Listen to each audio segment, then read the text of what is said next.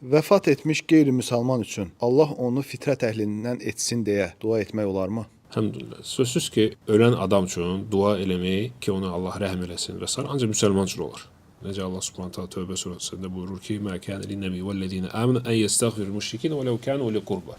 Yəni peyğəmbərə və möminlərə yaraşmaz, düzgün deyil ki, onlar ölən müşrik üçün istiğfar dua eləmək. Yəni Allah onu bağışlasın. Hətta onların yaxın qovumları olsa. Ona görə necə bəzi təfsirlərdə gəlir, bu ayə Əbu Talib üçün nazil olmuşdu. Əbu Talib Peyğəmbər sallallahu əleyhi və səlləm əmisi, çox sevdiyi əmisi.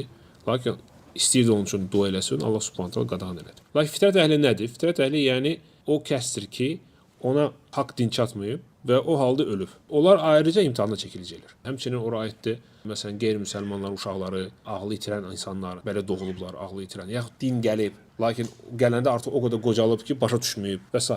Lakin ona dua eləmək ki, onu fitrət əhlindən eləsin, sən elə bir ki, indiki onun hökmünü dəyişdirmək istəyirsən. Bu, əgər insan qeyri-müsəlman ölübsə, sən elə bir ki, dəyişdirmək istəyirsən ki, onu fitrət əhlindən elə. Çünki fitrət əhli başqa, kafir başqa. Yəni onlar fərqlənir ümumən. Düzdür, fitrət əhli ümumi müsəlman deyil, kafirdir. Və lakin onun fitrət əhli olub olmamağı artıq keçdi. Sən indi heç onu dəyişdirə bilmərsən. Bu nəyə bənzərdir? Kafir ölür, sən desən ki, ya Rabbi, onu müsəlman elə, müsəlman kimi öldür. Bu artıq öldü kafir kimi.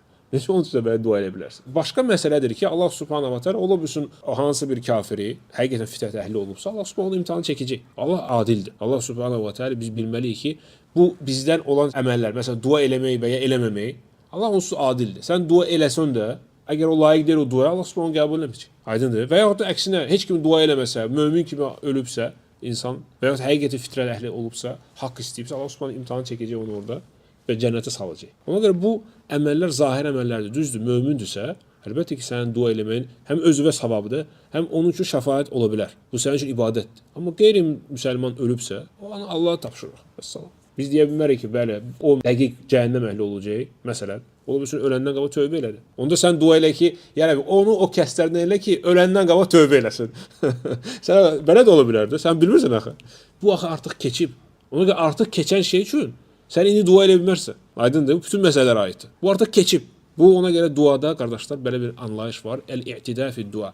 Yəni duada həddini aşmaq. O həddi aşmaq çoxdur. Məsələn, eyni tutaq ki, kafir üçün öləndən sonra dua eləmək o həddi aşmaqdandır. Və həmçinin mümkün olmayan şeyi tələb eləmək. Məsələn, dua edirsən ki, ya Rabbi, mənə məsələn övlad ver evlənmədən. Qadınla olmadan mənə bir dənə övlad ver. Məsələn, bu hamısı həddi aşmaqdır. Mümkün olmayan şeydir. Bu da bir şeydir. Bu artıq keçib. Keçmişi dəyişdirmək mümkün olmayan şeydir. Məsələn, dua edirsən ki, ya Rabbi, belə elə ki, mən tutaq